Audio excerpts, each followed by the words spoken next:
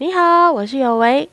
先来前情提要一下，我是怎么进入这个多肉坑的。从2018年的时候，我开启了园艺之路。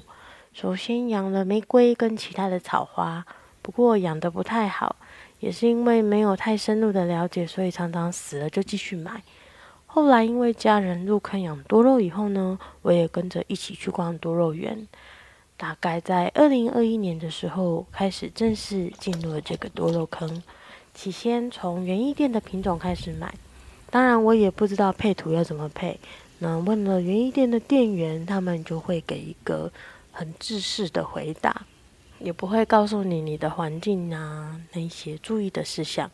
后来呢，我就参加了蛮多的脸书社团，从前辈们的分享开始，慢慢的摸索。今天我整理了一些我新手时期的疑问，如果刚好有回答到你的问题，那就太好咯。第一个问题，这一颗多肉叫什么名字啊？一开始我入坑的时候很追求品种名，所以会到处问人，我想要知道我手边这颗多肉正式的名字。不过我们也知道不可能得到什么正确的答案，因为在不同的养护环境、配土给水的状况下，多肉植物的变化很大。即使是同一颗，它也不会是相同形态嘛。也因为这样子呢，所以多肉经常会发生更名再卖的情况。当然，这不是说卖家不对，有时候卖家其实也不知道自己到底卖了什么。种久了以后呢，就会知道比起品种名，要更深入去研究的应该是科属。我们常常看见的这些，全部都是景天科多肉。我们在园艺店常常看到百种的颜色的多肉，通常也都是景天科。那景天科的底下也有很多不同的属别，比如常见的玉蝶就是拟石莲属，也叫衣属，它会有连坐的这种表现。这边的全部都是。那秋丽呢，就是风车莲属跟景天属的交种。听起来是不是觉得很复杂呢？因为现在园艺栽培技术太发达了，景天科它的交配是百种，所以如果你要去记名字的话，那太辛苦啦。那我们就用最简单的方法来记，就是常见的景天科多肉呢，大多都是拟石莲花属，就是衣属的交种。那法师类是莲花掌属的交种，草类就是景天属的交种。著名的熊童子呢，就是银波锦属；圆滚滚的桃蛋呢，是风车莲属；之前很红的海豹天章是天锦木属；兔子类是茄蓝菜属；神刀呢，或者是八是青索龙属；紫瓷莲华是瓦松属；美人系列是后叶莲属；玉露跟寿，这就是阿福花科，又叫百合科。听起来好复杂，听不懂没有关系，我们多种一点就知道咯。其实特别讲出科属，就是想要让大家知道每一个浇水的方法都不太一样，不要用同一套浇水方法对付所有的多肉哦。第二个问题呢，就是多肉要放在哪里，怎么浇水？我新手的时候最常听到的就是老手告诉你7天浇一次，临盆边水。你要虐它，不要给它太多水。我要提醒各位新手，不要轻易听信老手说的话。老手有很多经验是靠时间累积出来的，这些跟你的种植环境不一样的东西是不能全部采用的。如果你还没有要养多肉，但是你很有兴趣，我们先看一下你的多肉要放在哪里，最好选有风的地方，然后再来看是东边出来的太阳，还是西边的太阳，还是没有直射太阳，还是你放在办公室的窗边。那就回过头来看一下多肉植物适合的光照时间，大部分大家都会推荐你4个小时以上的直射光照。为什么一定是4个小时以上的直射光照呢？因为如果光照时间不足4个小时，多肉就会开始徒长。什么叫徒长呢？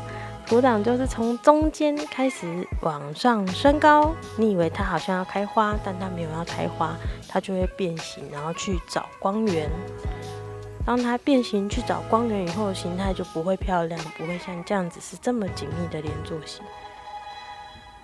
如果你看到这边，你准备要搬位置了，请你慢慢的移动，不要一次搬到位哦。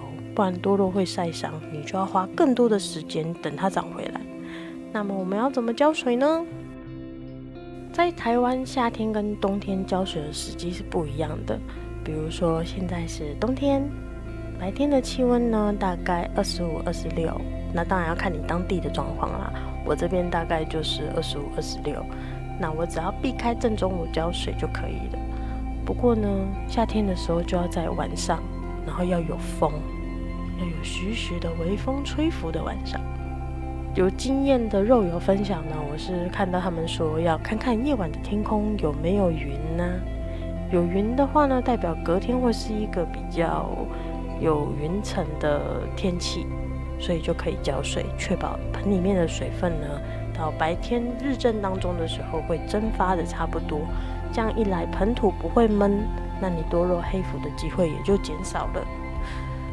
这个我就会比较抱持一个疑问，因为不一定，我也是听这样子浇完了以后就回家，但没有关系，我们都可以试看看。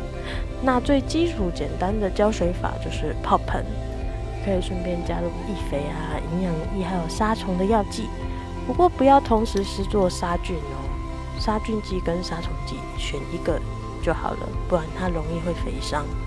那第二个最简单的浇水法呢，就是直接浇。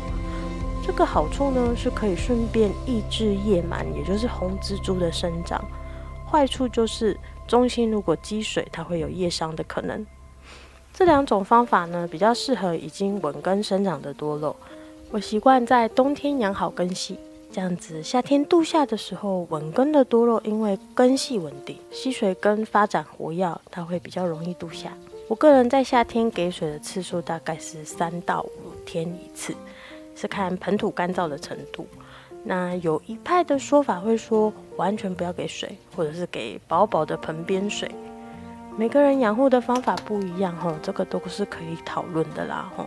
没有谁对谁错，也没有一定对一定错，就跟做菜一样，你喜欢咸一点，我喜欢淡一点，这个没有对错的哟。那问题3，什么是度夏啊？大家都在说度夏，讲的夏天好像很可怕一样。夏天是真的还蛮可怕的啦。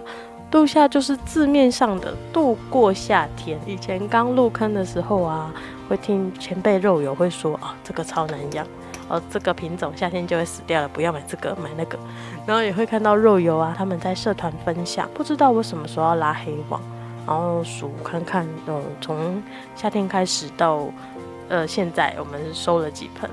一开始呢，或者是前一阵子，我也会这样。台湾是从每年清明节以后5月开始，天气气温就好高，白天有时候30度、34、35、36然后就午后雷阵雨啪下来，接着又出大太阳。这种时候多肉就会黑腐，它就会损伤。所以有一些肉友啊，他们会被这个可怕的夏天收盆的惨况吓到整个退坑。那我们还是回到那个环境的基础，通风的程度。太阳紫外线太高，就要拉这个兰花网。然后在秋冬的时候，把多肉养到稳根。夏天如果真的好想买肉，我看到别人 po 这个好漂亮，我们去买别人养好的肉。等到天气变凉，我们再来换盆。一样要浇水，不要不给水。吸水的细根，如果它在夏天的时候干枯死掉，然后你再浇水下去，这种状况俗称说的根系不健康。根系不健康就容易得黑腐病。那你也会觉得就是多肉都超难养的，有够难养，怎么每次都是夏天就没了？然后又要回来讲到我们台湾的盛夏夜晚温度，有时候会30几度，它都是降不下来的。多肉它会发生热障碍，热障碍就是说它的生长迟缓，然后底下这一圈呢会异常的耗液，就像是人在夏天天气真的太闷热了，你也吃不下一样嘛。我们人会去吹冷气，会找凉爽的地方，多肉不行啊，所以我们也要提供给它一个凉爽通风的地方，拉上黑网，然后在晚上浇水，降低它盆土的温度，适时的给它一些像是光合菌或者是起酵素之类的一些营养液肥，让它去吸收，加强多肉对抗气温逆境的能力。我们常常听到大家都说，就是天气变凉了以后要开始养多肉，就是重点就是晚上的气温大概会降到27度以下的这个气温就很适合多肉去生长。还是要重申一次我觉得秋冬养好多肉的根系，度夏就成功一半咯，还有另外一半要看老天爷的心情。台湾的度夏重点呢，就是环境要通风，某一些品种啊，像是法师，真的不适合淋雨，请你收起来，收到有雨遮的地方。我个人是不支持断水的，就像前面说的多肉的根系干枯以后呢，浇水它就会容易黑腐了。但是像是熊童子啊，或者是会休眠的法师，他们的养护状况跟景天科的这些就不一样，你不能用同一个养护方式哦。还有用药的问题，还有病菌害的问题，我们就下次再跟大家说，因为这一集这样子已经10几分钟了，太久了。如果有什么你觉得和你经验不符合的地方，或想了解更仔细的话，欢迎留言讨论。有可能我了解的知识和你的不一样，也可以分享给我，让我知道一下。我是有为，拜拜。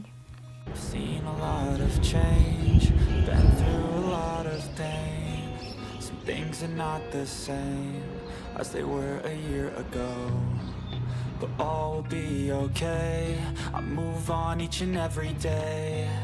The past is where it stays, way back a year ago.